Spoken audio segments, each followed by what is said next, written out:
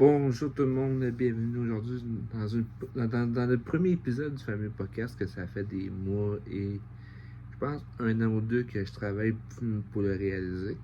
J'avais pas de sujet tant que tel pour en créer un. Pour aujourd'hui, j'en ai un sujet. Aujourd'hui, je vais vous parler, je vais parler de mon véhicule, de mon auto que j'ai acheté il y a un an et quelques jours. Puis je vais vous parler aussi le contexte pourquoi j'ai choisi ce type de véhicule-là, puis pourquoi pas un char économique, une petite berline, à bon québécois, une petite berline. Première des choses, pourquoi une vanne très simple, c'est un véhicule que je voulais faire un véhicule d'aventure avec. Ça veut dire que pour ceux que vous me connaissez, vous savez que moi, j'étais un fan de voyage, j'aime ça faire de la route, j'aime ça prendre des photos peu partout. Et ça me prenait un véhicule pour adapter pour ce type de besoin-là. Vous allez dire, ouais, t'as pas de famille, pourquoi tu t'es pas acheté une roulotte? Oui, ça aurait été pas mal plus judicieux acheter une roulotte, ça je sais certain. Mais c'est le prix. Pour acheter un VR, oui, c'est faisable, oui, c'est réalisable, mais par exemple, c'est un côté de conduite qui est différent comparé à un véhicule. Vous savez que pour conduire un char, tu regardes en avant, puis si tu veux changer de voie, tu sais qu'il faut ça vraiment être technique pour changer de voie correctement. Imagine-toi avec un verre en arrière, faut que tu prends beaucoup plus long sur la voie pour changer de voie. C'est beaucoup plus compliqué, surtout pour le recul, parce que ça se recule pas comme une voiture ou un trailer. Si tu veux reculer le trailer, si on veut reculer la voiture, de même on va tourner les roues complètement à droite pour faire un stationnement 90 degrés. Mais avec un trailer, c'est le contraire, il faut que tu tournes les roues complètement à droite. Les roues complètement à gauche pour que le trailer se recule à droite. C'est toutes des manipulations différentes à faire avec un trailer, ça dépend. C'est beaucoup plus difficile à stationner. C'est toi, tu prends un petit trailer, c'est quand même pas si pire. Moi, je l'ai jamais vécu encore, là. Mais si je prends là de mes parents, 21 pieds et plus, 21, une roulotte que tu peux pas voir en arrière comme il faut ton rétroviseur, comment il te reste d'espace. Ça, c'est un autre paire de manches. Ça, c'est un autre paire de manches. C'est pour ça que je voulais pas ce type de VR. Oui, ça a été pas mal efficace parce qu'il y a une salle de bain, il y a une douche, une toilette, un lavabo et des trucs de cuisine qu'on peut utiliser sur le VR, puis ça serait pas mal beaucoup plus facile. Mais j'ai décidé d'opter pour une vanne, pour une caravane. L'hiver passé, avant que j'achète mon premier véhicule, je suis allé voir une compagnie au Québec qui font souvent des portes ouvertes. Des portes ouvertes à la compagnie Rovloff.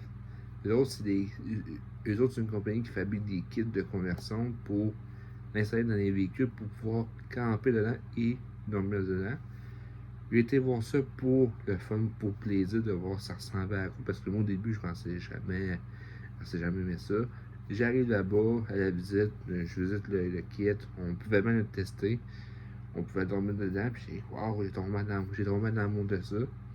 C'est là que j'ai recherché une caravane, recherché des véhicules, une caravane de quoi même, puis pouvoir camper dedans aussi en toute sécurité. Cet été, je l'ai fait avec, pas avec un kit de conversion, je l'ai fait avec un matelas gonflable.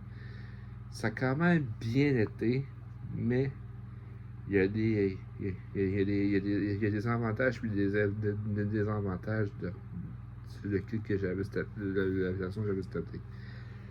L'avantage, oui, tu pouvais dormir dedans, tu pouvais dormir deux personnes parce que moi j'avais un lit double, un lit king dans la vanne. Puis quand ma soeur venait dormir avec moi une nuit, on pouvait dormir les deux sur le lit, aucun problème. L'avantage, c'est que tu peux dormir, tu as un masse d'espace pour dormir, t'es pas serré. Puis le désavantage, c'est quand tu as beaucoup de choses, un bac de rangement, avec ton équipement de cuisine, avec ton équipement de camping dans ton véhicule, avec un grand lit. L'espace est très limité. Ça, pour changer le matin, c'est pas le numéro un. Tu te lèves le matin, tu es obligé de te coucher pour changer. Là. C'est pas le numéro un. Je vous dis tout de suite, c'est très serré. C'est pour ça avec l'avantage du kit là, c'est au moins le lit est surélevé.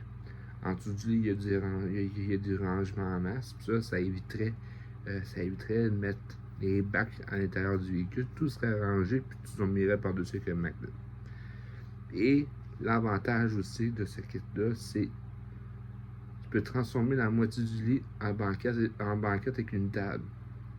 Ça veut dire qu'une table que tu peux lever, puis une banquette pour t'asseoir les deux de chaque côté. Tu peux manger 4 personnes à l'intérieur. Et après ça, quand t'es pour coucher le soir, on baisse la table, on baisse la table dans la banquette, ça fait un méga lit jusqu'au bout. Ça, c'est pas mal ça. Puis en arrière, dans le coffre arrière, t'as 2 tiroirs, un côté avec un poêle, avec des trucs de cuisine pour cuisiner, l'autre moitié pour les ustensiles, les assiettes, puis le petit lavabo. Puis dans le milieu, un trou dans le milieu, entre les deux, pour mettre une glacière ou du rangement. Puis l'avantage de ce kit-là, puis en plus, par-dessus de ces trucs de rangement-là, tu les matelas. Ça veut dire que tu peux. Il y en a un qui peut dormir sur une cuisine de pas de même, il n'y a aucun problème là-dedans. Et c'est fort parce qu'il n'y a plus de cuisine en arrière, tu peux ouvrir le coffre, puis en même temps, le coffre, ça fait créer un abri aussi pour ça. Ça, c'est un avantage.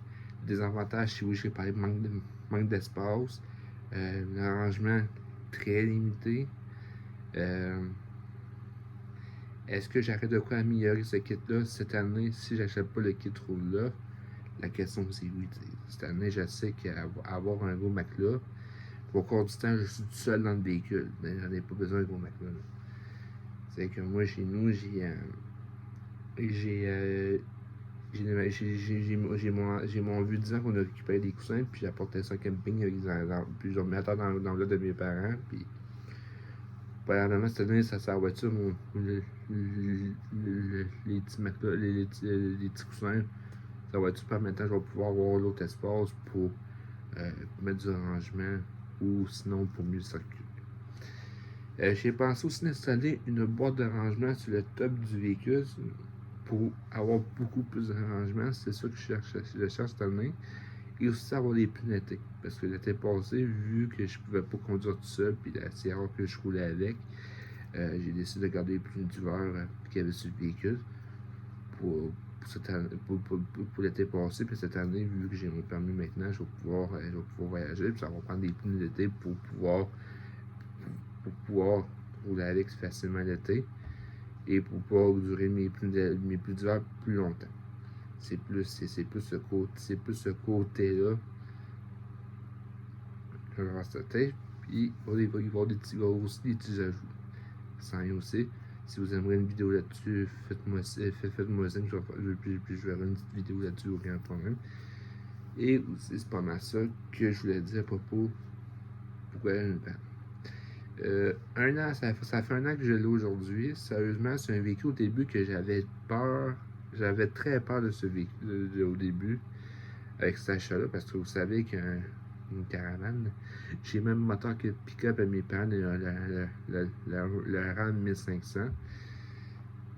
Pour consommation d'essence, je pensais que ça va coûter une beurrée d'essence. Mais j'étais agréablement surpris. La même moteur, la même puissance, mais la consommation d'essence très économique. Si je calcule même, mettre mon véhicule full à 100% d'essence, ça coûte environ entre 115 et 120 $. Le fouler le véhicule, c'est que tu as vraiment complètement zéro. Puis avec une info, tu es capable de faire Québec-Montréal aller-retour. Ça prend même pas la moitié de la tank.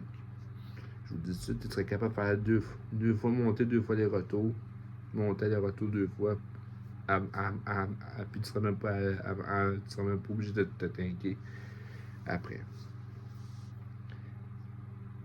L'essence, j'ai fait un essai dans le début, j'avais mon permis de conduire parce que à cause que quand je trouve tout seul, moi je voyageais souvent en autobus de l'île avant. Puis je prenais seulement ça la fin de semaine. Maintenant, chaque jour, je prends le véhicule 7 jours par semaine.